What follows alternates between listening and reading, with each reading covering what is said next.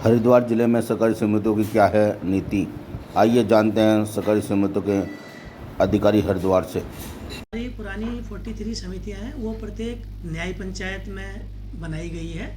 अब उच्चादेश ये हैं, भारत सरकार की भी गाइडलाइन है कि प्रत्येक ग्राम पंचायत में एक बहुउद्देशीय सहकारी समिति का गठन किया जाए, ताकि किसान को ज़्यादा दूर न जाना पड़े अपने किसानी से संबंधित खाद, बीज, उर्वरक प्राप्त करने के लिए। इसलिए प्रत्येक ग्राम पंचायत में एक नई समिति का गठन करने के लिए आदेश प्राप्त हुए थे, जिसके अंतर्गत हमने 84 ग्राम पंचायतों में नई समितियों का गठन कर दिया है और गठन होकर आ गई हैं। उनके सहकारी बैंक में उनके खाते खोल दिए हैं। अब जो नए उसमें मेंबर जुड़ेंगे, उनकी एक ऋण सीमा बनाई जाएगी, साख बनाई जाएगी, जिसके आधार पर वो अपना ऋण प्राप्त करेंगे उसी समिति से। और जिस प्रकार की सुविधाएं इस पुरानी जो न्याय पंचायत स्तर पर गठित हैं समितियां इनमें हैं, वही सेम सुविधाएं उन समितियों के माध्यम से प्रत्येक किसान को सुविधाएं दी जाएंगी। अब इनको बैंक की भी मेंबर बनाने की प्रक्रिया प्रारंभ हो गई है। जो नई समितियां बन के गठित होकर आई हैं, उनके अध्यक्ष और सचिवों को ये निर्देश दिए गए हैं कि आप इसमें आप मेंबरशिप को बढ़ाएं, क्योंकि अभी गठन के लिए मात्र 11 सदस्यों ने ही प्रतिभाग किया। अब जो है उसमें ग्राम पंचायत में जितने भी लोग मेंबर बनना चाहते हैं वो मेंबर बनेंगे और इससे लेन देन करेंगे। अब इनकी DPR भी बनाने के लिए कह दिया है।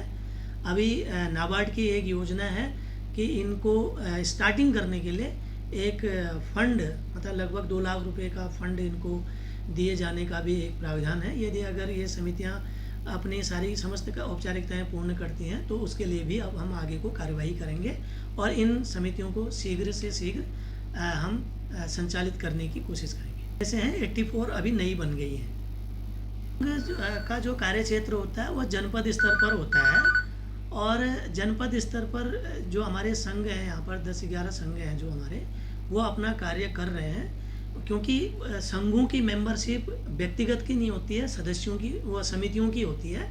उसमें समिति सदस्य होती है, व्यक्तिगत मेंबर नहीं बनाया जाता है। और संघ भी जो हमारे हैं, जो पुराने संघ हैं, वो तो अपना कार्य जितना भी है वो कर ही रहे हैं। क्योंकि आजकल भौतिकवादी युग है, तो किसान को भी एकदम से ज़्यादा ऋण की आवश्यकता होती है, तो वो नेशनलाइज बैंकों की ओर भी जा रहे हैं। जो हमारे निर्बल वर्ग के जो किसान हैं, जिनकी आवश्यकता छोटी है, तो उनकी जो किसानी से संबंधित और फसल से संबंधित जितना भी संयंत्र हो, चाहे बीज हो, चाहे उर्वरक हो, वो हमारी समितियां और पूर्ण कर रही हैं।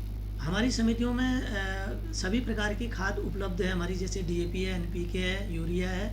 और एक आजकल जो खेती खराब हो रही है, यूरिया और DAP ज़्यादा मात्रा में डालने से ज़मीन की उर्वरक शक्ति कम हो रही है। इसके लिए एक नैनो यूरिया, नैनो DAP भी भारत की पूरे विश्व में जो है, भारतवर्ष में ही ये निजात की गई है। इसलिए इसका उपयोग करने के लिए किसानों को प्रेरित किया जा रहा है। इससे जो कैंसर की बीमारी हो रही है और भूमि ऊसर हो जा रही है, उसका बचाव किया जा सकेगा। इसलिए जो है नैनो यूरिया और नैनो DAP को छिड़काव के लिए हमने ड्रोन मशीन भी खरीदी है। किसानों को न्यूनतम दर पर जो है, किसानों के खेती में ड्रोन के माध्यम से नैनो यूरिया और नैनो DAP, यूरिया, इसका छिड़काव किया जा रहा है। सारी ऋण भी मिलेगा, खाद भी मिलेगा और सारी सुख सुविधाएँ मिलेंगी। जैसे CSC सेंटर है, जनौषधि केंद्र है, और जैसे ग्रामीण एरिया में पानी की पाइपलाइन जो ठीक करने का भी इनका काम रहेगा। आधार कार्ड है, वोटर ID है, और ये सब बनाने का भी कार्य इन नई समितियों का दिया जाएगा।